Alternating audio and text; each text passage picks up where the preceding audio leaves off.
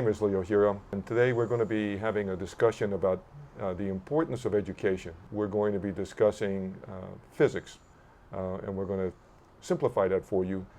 And I'm not going to do it. Who's going to be doing that is my son, Greg Hira. So Greg, thanks for joining me today. Really appreciate this taking your vacation time to have this interview. So perhaps you can tell us, what is physics? Well, physics, it tries to describe our physical world and attempts to be able to be predictive. So if you give a set of conditions, be able to determine which way things will go, what will happen next in time, what will happen, to be predictive. I mean, how broad a science is physics? Everything that's physical. And that's nice that way because it's not subjective. In other words, if I take some object and I drop it, I know I can predict exactly when it will hit the ground. There are a set of equations that physics has developed that will tell you within as much precision as you want to go to what moment it will hit the ground from when I dropped it. So one of the underlying elements in physics then is mathematics. To a large extent, in the 200 years prior to now, math was developed through physics. You had some behavior you wanted to describe, and math is a very convenient language to describe it in.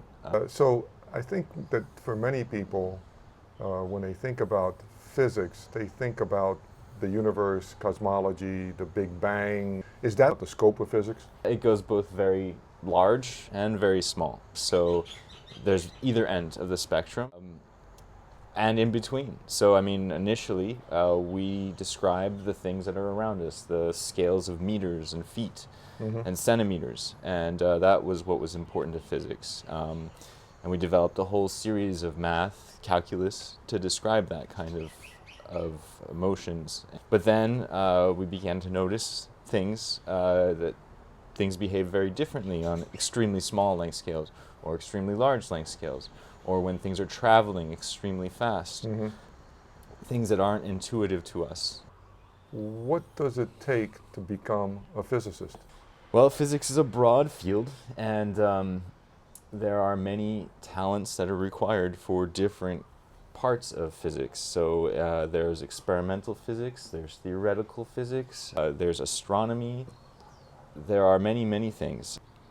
And so you know, if you're an experimentalist, I mean, a very close attention to detail is really important.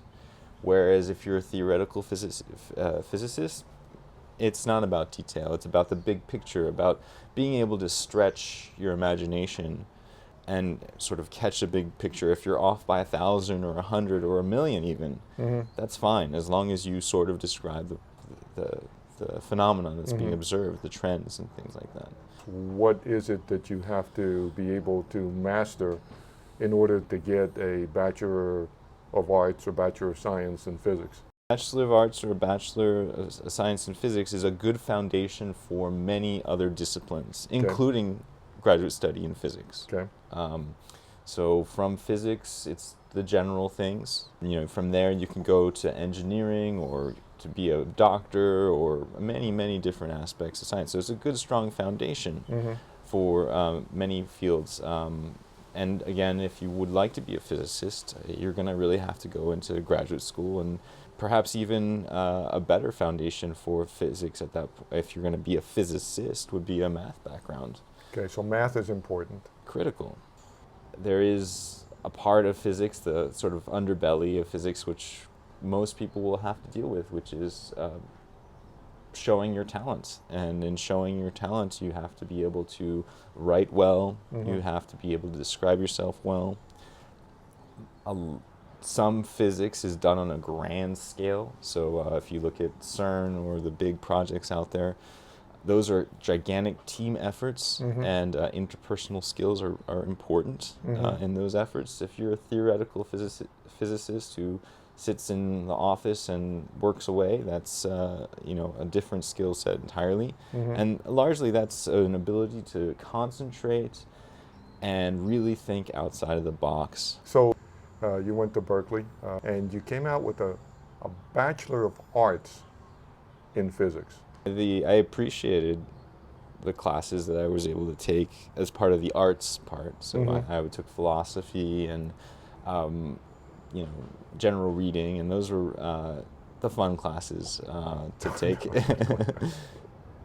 Yeah, and they broaden my appreciation for many things, and of course, you know, everything is an analogy, really. If a lot of the things that we discover these days are discovered through analogies, right? Yeah, From yeah, one discipline to another, or one idea, and somehow you mix it together in another field, and it becomes an idea. yeah. How far do you have to go to be a physicist? Well, having a PhD does help you everybody understands what that is. A lot of the time these days, if you're applying for independent funding, you won't be looked at if you don't have a PhD after your name. It's very rare to have that. But to do good physics, you know, it's all about practical stuff. I mean, Yeah. Galileo did not probably have a PhD in the sense that we understand it. And a lot of the discoveries are done, you know, at a lower level. I will say that, you know, I'm pretty sure that there's no Nobel laureates in physics who haven't had their PhD. Okay. It's for many people, it's about doing what you love, and not so much about the money per se. And you know, physics is you know, an epistemological challenge, right? You're looking for knowledge, and people love that, get into that, and aren't really as much concerned about when they finish as What they learn and what they learn and what contribute. they're able to contribute. Yeah. Well, if you want to understand your world, on what makes this table as hard as it is, if you're interested in that kind of question, then physics is the only way to get at it. And if you know, you want to understand how money flows and you want to be fairly wealthy, you go into business if that's the priority. So I think you know, it's a certain type of person who's interested in knowledge